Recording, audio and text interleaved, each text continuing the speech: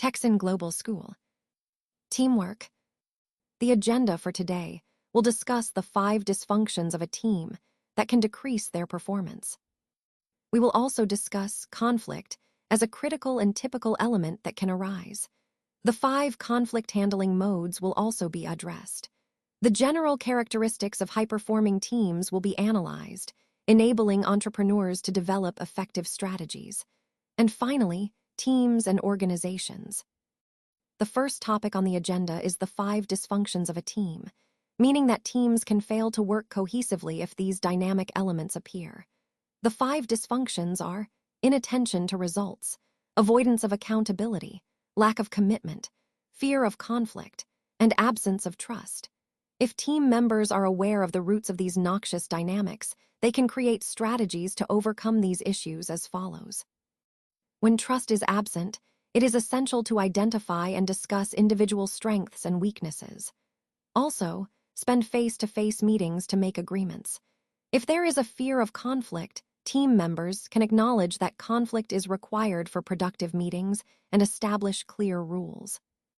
When a lack of commitment occurs, individuals can review commitments at the end of each meeting to ensure that all team members are aware of their responsibilities, despite disagreements.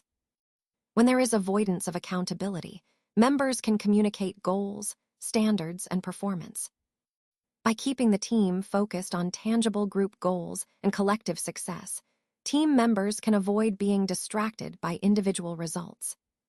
Conflict usually results when differences are based on values, belief systems, or interests. A review of the available facts cannot reduce relevant uncertainties surrounding the topic or decision. The 5 conflict-handling modes from the Thomas Gilman Conflict Mode Instrument, TKI, are competing, collaborating, compromising, avoiding, and accommodating. Competing as my way or the highway includes skills like arguing or debating, using rank, position, or influence, asserting your opinions and feelings, standing your ground, and stating your position clearly. Collaborating is based on the premise that 2 heads are better than 1. Collaborating skills include the ability to listen, understand, and empathize, non-threatening confrontation, input analysis, and identifying underlying concerns. Compromising can be defined in one sentence as, "Let's make a deal." Compromising skills include negotiating, finding a middle ground, making concessions, and assessing value. Avoiding, as I'll think about it tomorrow, includes skills like withdrawing, sidestepping, sense of timing, and ability to leave things unresolved. Accommodating, as it would be my pleasure. Accommodating skills imply foregoing your desires, selflessness, obedience, and the ability to yield. It's essential to note that a single style doesn't always work. Styles are typically used according to the situation in which the entrepreneur or leader finds themselves. Therefore, to be effective, multiple styles must be developed. When conflicts occur in groups, other factors influence how they are resolved.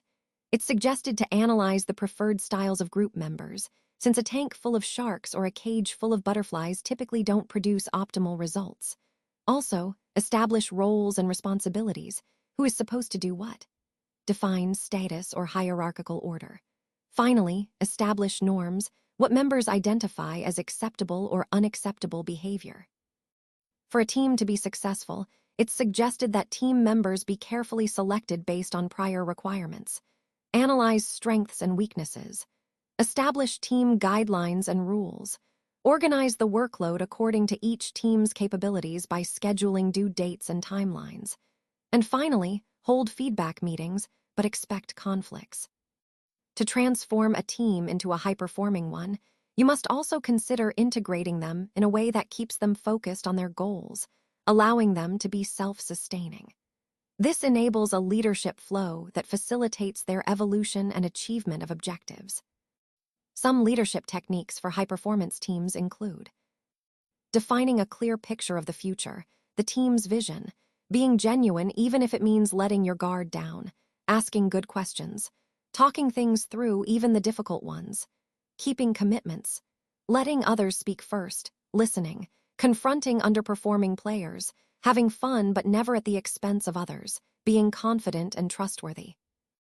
We concluded the session by recognizing that, ultimately, organizations and teams are comprised of people. Therefore, a product and its knowledge are not enough for an entrepreneur's success. Leadership, effective communication, and constant negotiation are essential to influence others. Texan Global School, LLC. Global Online Learning. www.texanglobalschool.com